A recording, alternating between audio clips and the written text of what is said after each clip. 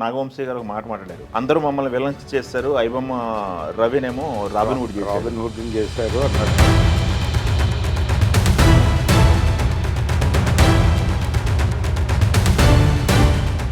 ఐబొమ్మ రవి అన్న నిన్ను అరెస్ట్ చేయడం మాకెంత బాధగా ఉందరా. నాకు రాత్రి నుంచి నిద్ర పడట్లే. Camera ప్రింట్ను quality ప్రింట్గా మారుస్తున్నాడు. అతనిలో ఎంత టాలెంట్ ఉండాలి. నటుడు శివాజీ పాజిటివ్గా స్పందించినటువంటి సందర్భం కూడా మనం చూసాం. వాడేంటండి బాబు, చేసిన తప్పే, తప్పుడు పని, కానీ మంచి పనికి వాడుకోవాలని కోరుకున్న అబ్బాయి అంత మంచి హ్యాకర్ అని విన్నాను. కాకపోతే ఏంటంటే ఇది కరెక్ట్ వేలో వాడుకోవాలని. ఐబొమ్మ రవి గారినే రాబిన్ హుడ్ చేసిన లోకంలో ఉన్నాం మనం. మేమేదో తప్పు చేసినా 50 రూపాయలు టికెట్ వేసి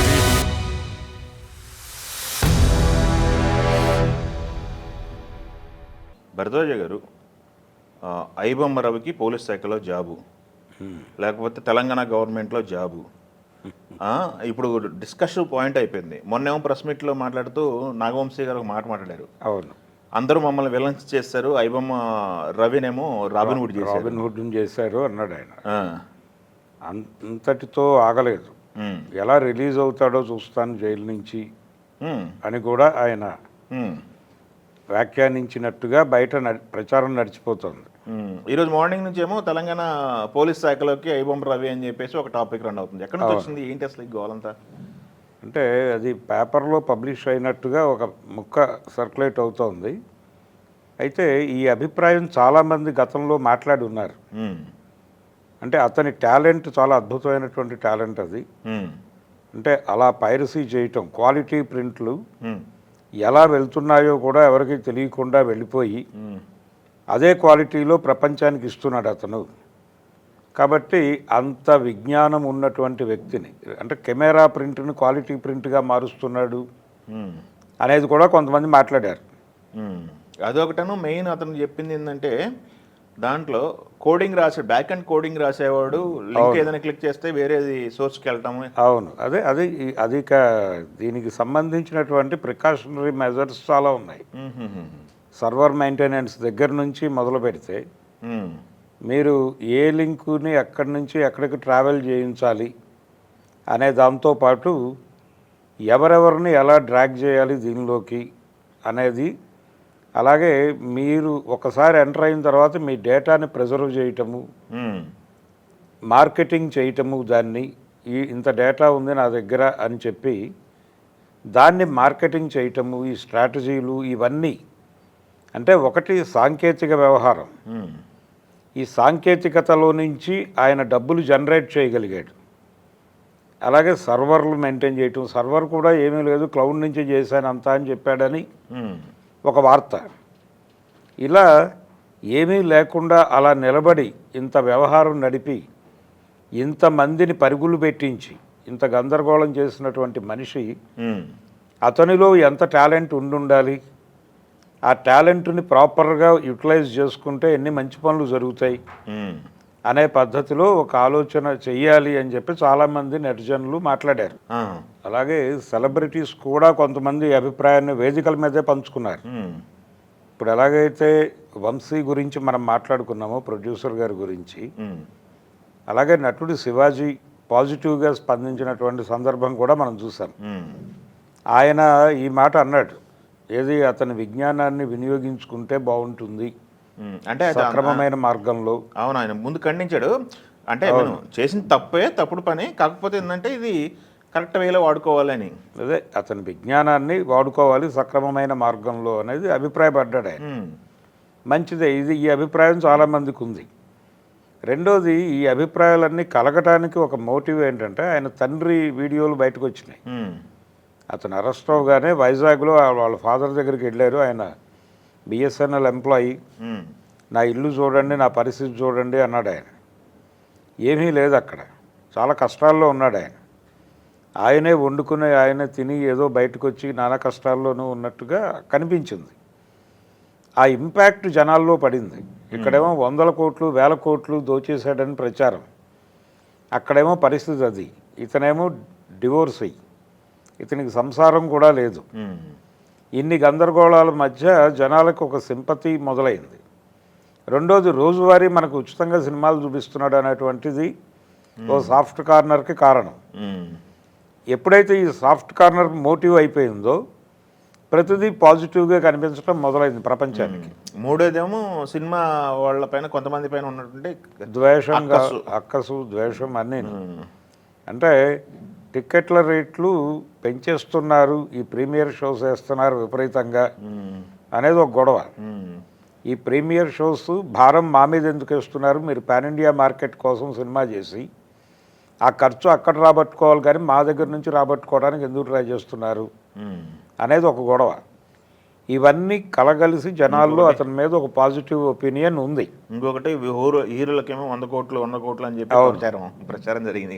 అది కూడా ఇవన్నీ రకరకాల సినిమా అనేది ఒక భయంకరమైనటువంటి గ్యాంబ్లింగ్గా మారిపోయింది అనేటువంటి అభిప్రాయంతో ప్రజలు అతన్ని మద్దతు ఇస్తూ వాళ్ళ దోపిడీ గురించి మాట్లాడరు. కానీ అంటే ఒక రకంగా ఎలా తయారైందంటే వీళ్ళు సినిమా ఇండస్ట్రీ నుంచి అతని గురించి మాట్లాడితే నిజానికి సజ్జన్నార్ గారు ఏర్పాటు చేసిన ప్రెస్ మీట్ మీద కూడా వచ్చిన కామెంట్లు ఏంటంటే ఒక 10 మంది గజ దొంగలు కూర్చుని ఒక చిన్న దొంగ గురించి మాట్లాడుకున్నట్టుంది అని ప్రపంచం మాట్లాడేసింది. ఇటువంటి సందర్భంలో ఇప్పుడు అతనికి బెయిల్ పిటిషన్ మూవ్ అయింది కోర్టులో. ఈ బెయిల్ పిటిషన్ మీద విచారణ జరుగుతోంది. జడ్జి గారు ఏ క్షణమైనా నిర్ణయం ప్రకటించవచ్చు. బెయిల్ వచ్చేసే ఛాన్స్ ఉంది, అతను బయటకు వచ్చేసే అవకాశాలు ఉన్నాయనేది వినిపిస్తున్న మాట.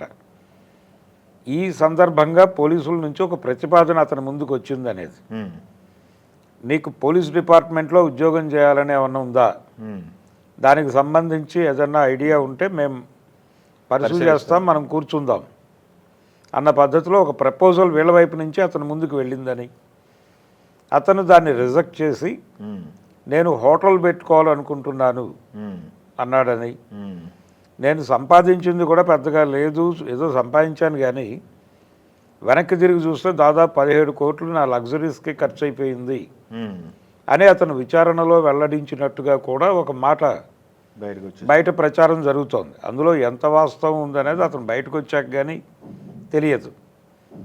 అనేక సర్కిల్స్లో సర్క్యులేట్ అవుతున్నటువంటి వార్తలు ఇవి. కాబట్టి ఇందులో ఒకటి నిజమయ్యేటువంటి ఛాన్స్ ఉంది. అతన్ని ఏదైనా ఉద్యోగం చేస్తావా డిపార్ట్మెంట్లో అని అడిగితే అడిగి ఉండొచ్చు, అతను నో చెప్పి ఉండొచ్చు, వద్దులే ఈ గొడవ మనకి అని. కానీ ఈ ప్రతిపాదన పెట్టడం అనేది అతని జ్ఞానాన్ని గుర్తించటంగా మాట్లాడుతున్నారు. ఈ కోడింగ్ వ్యవహారము ఈ జ్ఞానానికి సంబంధించి, అలాగే ఆల్గారిథంకి సంబంధించి జనాల్ని అలా అందులోకి లాక్కొచ్చేటువంటి ప్రక్రియలు, మార్కెటింగ్ స్ట్రాటజీలు, దీనికి సంబంధించి అతనిలో ఒక అద్భుతమైనటువంటి డిజిటల్ మార్కెటింగ్ పర్సనాలిటీ ఉన్నాడు. ఆ పర్సనాలిటీని రకరకాలుగా వాడుకోవడానికి సంబంధించి అతను కనుక ఓకే చెబితే, లేదు అతని బుర్రలో దీనికి మించిన వ్యాపారాలు ఏవైనా పురుడు పోసుకొని ఉండొచ్చు.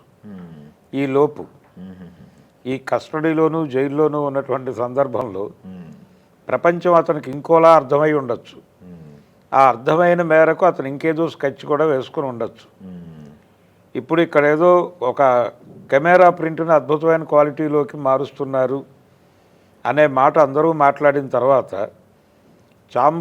సాక్షాత్తు ఛాంబర్లో ప్రెస్ మీట్ పెట్టి చదలవాడు గారు, అయ్యా ఇవి లీక్ అవుతోంది, ఎక్కడి నుంచో కొన్ని అనుమానాలు ఉన్నాయి, ఈ ఆన్లైన్ సర్వర్ల నుంచి లీక్ అవుతున్నాయి ఇవి, వాటిని హ్యాక్ చేస్తున్నాడు అతను అని ఒక బాంబు పేల్చాడు. అంటే ఈ సర్వర్లను హ్యాక్ చేయటం ఇదేదో కెమెరా ప్రింట్కి క్వాలిటీ చేయటం కాదు. అవునవును, నేరుగా క్వాలిటీ ప్రింట్ని అక్కడి నుంచి హ్యాక్ చేసి పట్టుకొచ్చి అతను జనాలకు చూపిస్తున్నాడు. అంటే ఈ హ్యాకింగ్ సిస్టమ్కి సంబంధించి ఒక అద్భుతమైనటువంటి హ్యాకర్గా అతనికి జ్ఞానం ఉంది కాబట్టి అతని హ్యాకింగ్ టాలెంట్ని ఇతర ప్రయోజనాలకు వాడవచ్చు. అంటే ప్రభుత్వానికి బయటకు వెళ్ళిపోతున్నటువంటి సమాచారం ఎలా వెళ్ళిపోతుంది, దాన్ని హ్యాక్ కాకుండా ఏం చేయాలి, నిరోధించడానికి ఏ రకమైన చర్యలు తీసుకోవాలి, ఇలాంటివి ఏవైనా అతనితో చేయించవచ్చు. అందుకని జనాలందరూ కూడా అతనికి ఏదో అతని ఎండింగ్ పాజిటివ్గా ఉండాలనే ఒపీనియన్ ఉంది. అంటే ఇప్పుడు ఒకవేళ ప్రతిపాదన వచ్చింది అన్నారు. ఒకవేళ నిజంగానే ప్రతిపాదన వచ్చి అతను యాక్సెప్ట్ చేస్తే పరిస్థితి ఏంటి? దీని మీద సెటర్లు కూడా చాలా వెళ్తున్నట్టున్నాయి. అంటే ఒకటే అండి, ఇప్పుడు ఇళ్లలో చదువుకుంటూ ఉంటారు పిల్లలు. ఈ చదువుకునేటువంటి పిల్లల్ని తల్లిదండ్రులు ఇలా తిట్టే అవకాశం ఉంది. ఎలా అంటే నువ్వు ఈ గ్రూప్ 1లు గ్రూప్ 2లు కొట్టడానికి అమీర్పేటలో రకరకాల కోర్సులు లేకపోతే అశోక్ నగర్లో కోర్సులు చేస్తున్నావు. ఇవన్నీ కాదు, ఇవన్నీ తీసేయి. నెలకి ఇక్కడ 1 లక్ష అక్కడ 1 లక్ష ఇలా 50 లక్షలు ఖర్చు అయిపోతుంది మాకు. ఈ గొడవంతా మానేసి ఏదైనా ఒక అద్భుతమైన ఇన్నోవేటివ్ క్రైమ్ చేయి, ఇన్నోవేటివ్ టెక్నికల్ క్రైమ్ చేయి. హైటెక్ ఉండాలి, హైటెక్ కూడా కాదు అంతకు మించినటువంటి లెవెల్లో ఉండాలి. క్రైమ్ చేసి దొరికిపో, ఉద్యోగం దానంతట అదే తన్నుకుంటూ వస్తుంది. ఓకే, అనవసరంగా ఈ 50 లక్షలు కోటి రూపాయలు ఖర్చులు ఈ మీద పెట్టాలని మేము అనుకోవడం లేదు. ఒక సెన్సేషనల్ సమాజం మొత్తం ఉలిక్కి పడాలి, మొత్తం అంటే టాప్ లేయర్ మొత్తం కదిలిపోవాలి. నువ్వు నోరు విప్పితే వీళ్ళందరి జాతకాలు బయటకు వస్తాయి అనిపించే లెవెల్ క్రైమ్ అయి ఉండాలి అది. ఇలాంటి క్రైమ్ ఒకటి డిజైన్ చేయి, ఒక వారం రోజులు తలుపులు వేసుకుని ఇంట్లో కూర్చుని డిజైన్ చేసి ఎగ్జిక్యూట్ చేయి. అప్పుడు గవర్నమెంట్ జాబ్ వద్దంటారా? ప్రభుత్వం వెండి పళ్ళెల్లో ఉద్యోగం పట్టుకొచ్చి నీ కాళ్ళ దగ్గర పెడుతుంది. Okay okay. ఈ కోచింగ్ సెంటర్లు ఈ గోలా వద్దు మనకి. ఓకే, ఈ కంప్యూటర్ కోర్సులు అక్కడ కోచింగ్ సెంటర్లు ఇవన్నీ బంద్ చేయి ఇమ్మీడియట్గా. ఈ బుక్స్ గిక్స్ అన్ని తీసి బయట పారాయి. ఓకే, ఒక అద్భుతమైనటువంటి క్రైమ్ ఏ ఏరియాలో ఎలా పేల్చాలి అనే దాని మీద టార్గెట్ చేసి నువ్వు నీ బ్యాచ్ మొత్తం కూర్చుని ఆలోచించండి. కావాలంటే టీలు టిఫిన్లు మేము ప్రొవైడ్ చేస్తాం అనే లెవెల్కి వెళ్ళిపోయే ప్రమాదం ఉంది అని బయట సెటైర్లు నడుస్తున్నటువంటి పరిస్థితి కూడా ఉంది. Okay, thank you.